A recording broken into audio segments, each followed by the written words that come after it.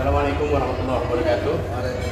Pagi ini saya di Hotel Swiss Berlin bersama Bung Ken Arca. Ini ngumpul lagi dalam rangka apa sih, Pak? Alhamdulillah hari ini tim rumus agenda bersidang untuk memeras rekomendasi peserta kongres menjadi butir-butir resolusi gunduan. Seperti itu, Pak. Ada berapa resolusi? Tetap 5. Kalau kerangka besarnya tetap 5 poin. 5 poin. Tinggal nanti kita kanalisasi rekomendasi kawan-kawan ini masuk ke poin keberapa kira-kira seperti itu. Kenapa harus vakumnya 5? Ya sebetulnya 5 itu cukup mewakili dengan berbagai masalah dan berbagai visi ke depan buat Kabupaten Bekasi. Cukup problematik dan kita akan menemukan solusinya. Cukup merangkum, jadi bukan problematik, cukup merangkum segala persoalan, segala segala hal yang menyangkut kebijakan buat kebaikan Bekasi ke depan. Saya pikir itu. Menurut saya gagasan ini, ya saya anggap gagasan cukup fenomenal.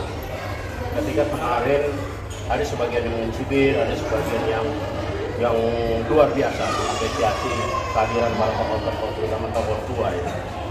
Bisa mempersatukan di antara elemen tokoh, elemen pemuda, elemen budaya.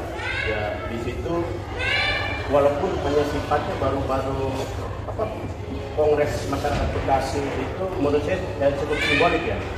Hanya menandatangani ya terkait acara kemarin dan sekarang dirumuskan, diperas menjadi butir-butir. Ya dibutir-butir resolusi.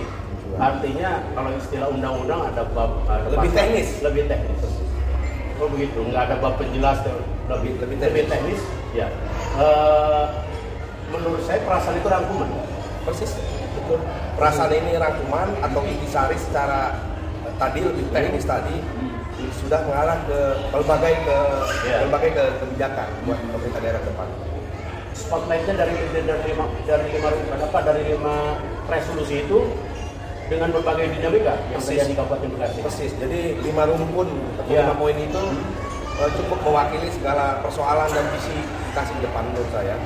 Kalau tadi dikatakan alhamdulillah ini kumpul semua kira-kira gitu. Saya orang yang selalu yakin dan percaya bahwa sebenarnya masyarakat Bekasi itu luar biasa, memiliki semangat kebatinan yang sama tentang kebekasian ketika kita berpikir besar buat Bekasi. Karena memang buat masyarakat Bekasi juga, bukan untuk personal, kelompok atau golongan.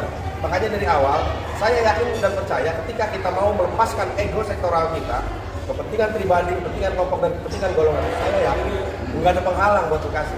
Saya yakin hati orang Bekasi itu friendly lah, luar biasa. Apalagi mengenai visi besar buat Bekasi. Itu diboncengnya dengan orang-orang politik. Jadi bahasanya bukan diboncengi, kita memang undang semua orang politik.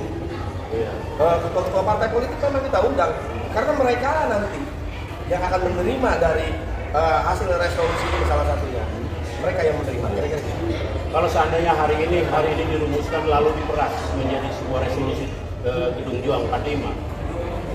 Dari perasan resolusi itu termaktublah ya dari 5 poin tadi akan dibawa kemana? Nah, kemarin sudah kita jelaskan, setelah resolusi dan butir-butir resolusi ini sudah disidangkan, maka kita akan bawa ke pemerintah daerah dan rencananya akan bersama-sama juga akan kita berikan ke pemerintah daerah sebagai hasil pemahaman dan pemikiran masyarakat Bekasi untuk agenda Bekasi ke depan. Ini langkah strategik ya, walaupun ada langkah politik juga untuk ke depan. Ya, ini langkah strategik. Masyarakat Bekasi atau pemikiran masyarakat Bekasi, kalau dikatakan ada langkah politik, ya ini langkah politik kebekasian. Bagaimana Bekasi ke depan lebih terhormat dan bermartabat. Terkait dengan langkah politik tadi, ada satu lembaga, ya,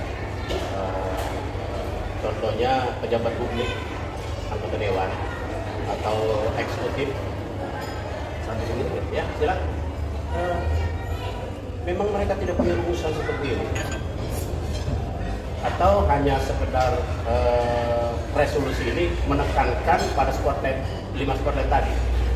Sebenarnya rumusan ini para pendahulu dari dulu sudah jelas. Yang paling dekat di depan mata kita kemarin ketika Bekasi punya visi daerah, manusia unggulnya agamis, berbasis agrobisnis dan industri yang berkelanjutan. Itu recovery. Ya, artinya kan ini visi besar daerah. Ya, waktunya sudah habis barangkali visi itu ya. Iya. Nah, ini perlu diingatkan kembali ke depan. Mestinya kan ada koreksi. Bicara misal salah satu contoh bicara manusia unggul yang agamis. Ini kan bicara pendidikan. Ini kan bicara pendidikan agama. Manusia unggul dan agamis, kira-kira begitu. Bagaimana sekolahnya, bagaimana pondok-pondok pesantrennya, bagaimana beasiswanya, bagaimana fasilitas sekolahnya. Kan seperti